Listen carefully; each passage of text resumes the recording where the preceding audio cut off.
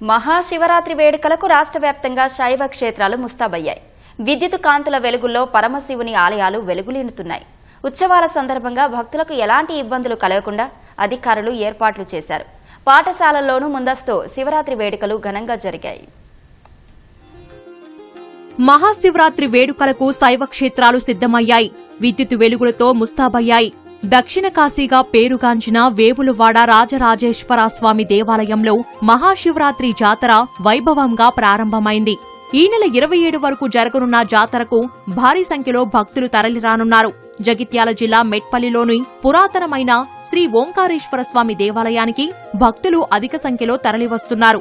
సిద్దిపేట జిల్లా హుస్నాబాద్ మండలం పొట్లపల్లిలోని స్వయంభూ శ్రీ రాజరాజేశ్వరి స్వామి దేవాలయం అంగరంగ వైభవంగా ముస్తాబైంది. శివరాత్రి వేళ భక్తుల సౌకర్యార్థం ఆలయ ప్రాంగణంలో చలువ పందిళ్లు, మంచినీటి సౌకర్యం కల్పించారు. ఉమ్మడి కరీంనగర్లోని ప్రముఖ ఆలయాలకు ప్రత్యేక బస్సులను నడుపుతున్నట్లు ఆర్టీసీ ప్రకటించింది. ఆదిలాబాద్ జిల్లా కేంద్రంలోని గంగపుత్ర శివాలయంలో శివపార్వతుల కళ్యాణం వేడుకగా జరిగింది. వేద పండితుల మంత్రోచ్చరణల నడుమ ఉత్సవ విగ్రహాలకు అర్చకులు వివాహం జరిపించారు. నిర్మల్ జిల్లా కదిలి శ్రీ మాతా అన్నపూర్ణేశ్వరి పాపహరేశ్వర స్వామి ఆలయం మహాశివరాత్రి వేడుకలకు ముస్తాబైంది. చుట్టూ పర్వతాలు, సప్తగుండాలు, పరవృక్షం, దట్టమైన అడవిలో వెలిసిన పుణ్యక్షేత్ర ముఖద్వారం పడమర దిశగా ఉండటం ఇక్కడ విశేషం.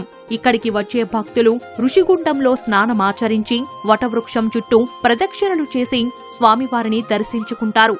మహాశివరాత్రి సందర్భంగా నిర్మల్ జిల్లా కేంద్రంలోని పలు పాఠశాలల్లో ముందస్తు వేడుకలు నిర్వహించారు. చిన్నారులు శివపార్వతుల వేషధారణతో ఆకట్టుకున్నారు. హనుమకొండ జిల్లా కూడా మైదానంలో మహాశివరాత్రి సందర్భంగా ఆధ్యాత్మిక సాంస్కృతిక సమ్మేళనం నిర్వహిస్తున్నట్లు ఇండస్ ఫౌండేషన్ చైర్మన్ ఏనుగు రాకేష్ రెడ్డి తెలిపారు. ప్రపంచానికి శివతత్వం చాటి చెప్పేందుకు 5 ఏళ్లుగా ఏటా ఈ కార్యక్రమం నిర్వహిస్తున్నట్లు తెలిపారు. జయశంకర్ భూపాలపల్లి జిల్లా కాళేశ్వరంలో శివరాత్రి వేడుకలు ప్రారంభమయ్యాయి. భక్తులు ఎలాంటి ఇబ్బందులు లేకుండా స్వామివారిని దర్శించుకునేలా అధికారులు ఏర్పాట్లు పూర్తి చేశారు.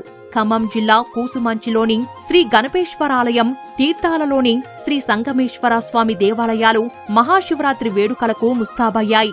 భక్తులు అఖండ గోదావరిలో పుణ్య స్నానమాచరించేందుకు వీలుగా అధికారులు స్నాన ఘట్టాలను ఏర్పాటు చేశారు.